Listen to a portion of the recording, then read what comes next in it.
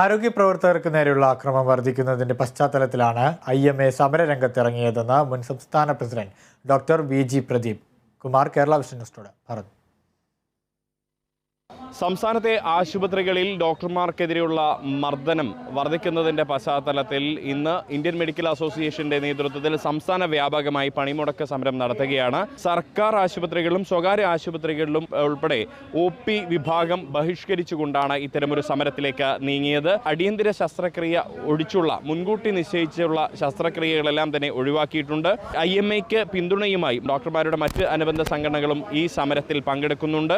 ഇതിന് പ്രധാനമായ കാരണമായത് കഴിഞ്ഞ ദിവസം കോഴിക്കോട് ഫാത്തിമ ആശുപത്രിയിൽ ഡോക്ടർക്ക് നേരെയുണ്ടായ ആക്രമണം തന്നെയാണ്. ഈ സംഭവത്തിലെ മുഴുവൻ പ്രതികളെയും പിടികൂടണമെന്ന ആവശ്യവുമായാണ് ഈ ഒരു സമരം നടക്കുന്നത്. ഈ ഒരു ഒറ്റപ്പെട്ട സംഭവമല്ല, കഴിഞ്ഞ ഒരു 1.5 വർഷമായി തുടർച്ചയായി എല്ലാ ആഴ്ചയിലും ഒരു സംഭവം എന്ന രീതിയിൽ ആശുപത്രി ആക്രമണം നടന്നുകൊണ്ടിരിക്കുകയാണ്. ഡോക്ടർമാർക്കെതിരെ മാത്രമല്ല മറ്റ് ആരോഗ്യ പ്രവർത്തകർക്കെതിരെയും ആശുപത്രികൾക്ക് നേരെയും സെക്യൂരിറ്റി ജീവനക്കാർ ഉൾപ്പെടെയുള്ള ആശുപത്രി ജീവനക്കാർക്കെതിരെ ആക്രമണം നടന്നുകൊണ്ടിരിക്കുകയാണ്. ഹൈക്കോടതി പറഞ്ഞിട്ടുണ്ട് 1 മണിക്കൂർ കൊണ്ട് FIR ഇടണമെന്ന്. ഫലപ്രദമായ കേസ് അന്വേഷണം നടത്തുകയോ പ്രതികളെ പിടികൂടുകയോ നിയമത്തിന് മുന്നിൽ കൊണ്ടുവരികയോ ചെയ്യപ്പെടുന്നില്ല. ഇത് വീണ്ടും അക്രമങ്ങൾ കൂടുന്നതിനും ഒന്നും നടക്കില്ല, ഇവിടെ എന്ത് സംഭവിച്ചാലും നടക്കില്ല തോന്നലിലേക്ക് ചില ആളുകളെ തള്ളിവിടുകയാണ്.